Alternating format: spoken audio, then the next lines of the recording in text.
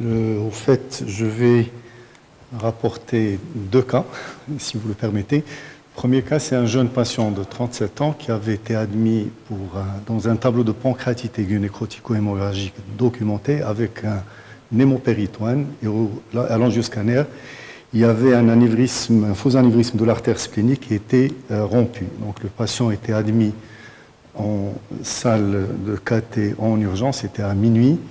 Donc on cathétérise effectivement l'artère splénique et c'était un faux anévrisme juste après l'origine de l'artère splénique qui était énorme. On embolise, donc on met pratiquement tout ce qu'on avait comme coil au niveau de la salle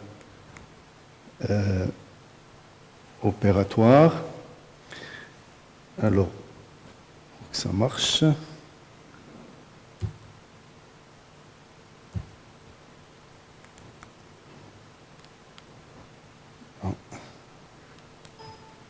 On peut relancer.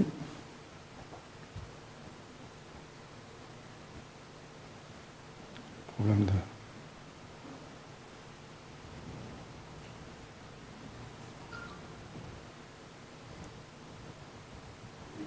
de... Ouais. Là, ils sont en train d'essayer d'arranger. Donc c'est la deuxième fois qu'on me fait ce coup.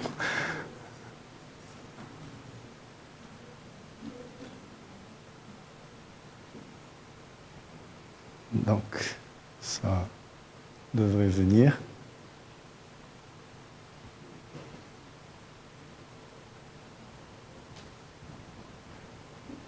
Bon, on va se contenter de ça.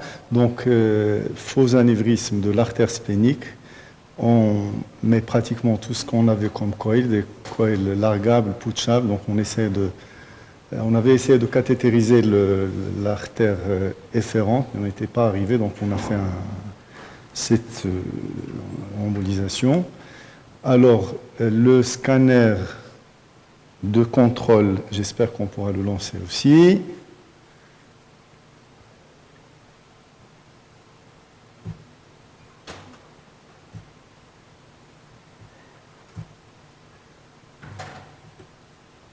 Alors, est-ce qu'on peut le lancer?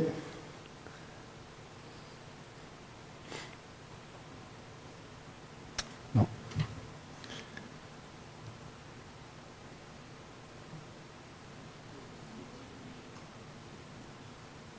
Désolé.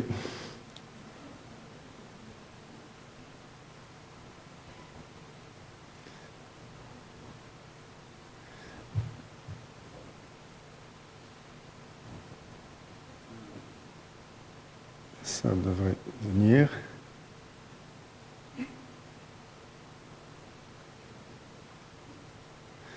Le scanner de contrôle a été fait 5 jours après et avait montré une...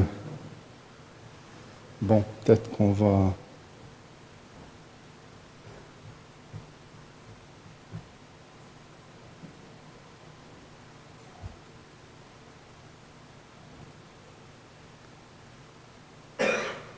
Il y avait une persistance d'une fuite au niveau du sac anévrismal qui était d'un diamètre de 2 cm. Donc le patient a été repris par voie humérale parce qu'on avait une difficulté à stabiliser la sonde porteuse par voie fémorale. Et j'espère qu'on va voir les images. Et donc on a complété l'embolisation avec un succès, avec un contrôle à 1 mois juste avant une chirurgie de cholécystectomie pour lithiase, parce que c'était une pancréatite lithiasique, et qui montrait que finalement l'anévrisme était complètement thrombosé et que l'hématome qui est intrapéritonéal avait complètement été résorbé. Et par cellule, effectivement, on avait trouvé un péritoine qui était complètement libre. Et le patient, il vit en Espagne, je l'ai eu au téléphone il y a une semaine, il avait fait un contrôle scanographique à Barcelone qui était parfait. Alors le deuxième patient, c'est un patient de 65 ans qui avait été admis également dans un tableau de pancréatite aiguë nécrotico-hémorragique. L'angioscanner avait objectivé un faux anévrisme d'une branche de l'artère mésentérique qui avait été embolisée avec une technique en sandwich. C'était une petite artère. On avait pu avoir et l'artère afférente et l'artère efférente avec une exclusion complète de l'anévrisme, du faux anévrisme. Mais le patient est décédé quelques jours après dans un tableau de défaillance multiviscérale secondaire à sa pancréatite aiguë nécrotico-hémorragique. J'espère qu'on aura les images. Le message, c'est que finalement, les faux anévrismes compliquant les pancréatites aiguës nécrotico-hémorragiques, les pancréatites chroniques ou la chirurgie pancréatique, c'est relativement fréquent, c'est dans 1 à 4% des cas, et c'est des situations graves. Non prises en charge, c'est la mortalité pratiquement à 100%.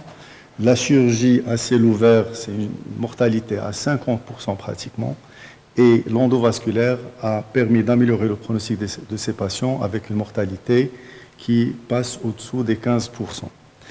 Alors, il y a des auteurs qui ont essayé de proposer des classifications avec des orientations thérapeutiques. Là, j'espère qu'on va voir les images. On va les passer rapidement pour ne pas prendre plus de temps.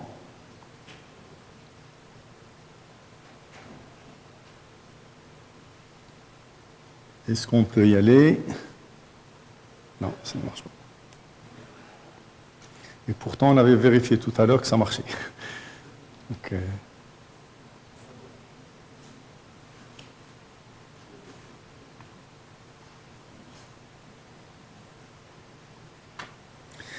donc, ces classifications reposent d'une part sur les données anatomiques, en faisant la part entre ce qui est tronculaire au niveau des artères viscérales et ce qui intéresse des branches de division, et entre ce qui est aussi artère principale comme l'artère mésentérique supérieure ou l'artère hépatique commune. Donc on va passer rapidement, s'il vous plaît. Donc là, c'est le diagnostic avec le faux anévrisme au niveau de l'artère splénique. Suivante. Donc là, l'embolisation, le cathétérisme sélectif de l'artère splénique avec un moignon très court, l'embolisation suivante. Et là, le scanner de contrôle à 4 jours avec, on va le voir, donc la persistance de cette petite poche, voyant la croix verte et qu'on voit sur cette vue suivante, à bord par voie humérale. Et on complète l'embolisation avec le scanner de contrôle qui était normal, suivante. Là, le scanner qui montre carrément qui montre la thrombose du faux anévrisme, suivante. Le deuxième cas, bon, j'en ai parlé, on va juste montrer rapidement le scanner initial, on peut y aller. Rapidement, bon, c'est une vidéo que je viens d'avoir aujourd'hui même, parce que ça a été fait dans un autre centre et je n'avais pas tous les documents. Donc vous voyez la poche anévrismale au sein de cette coulée de nécrose due à la pancréatite nécrotico-hémorragique. Le résultat après embolisation avec l'exclusion de l'anévrisme. Suivante.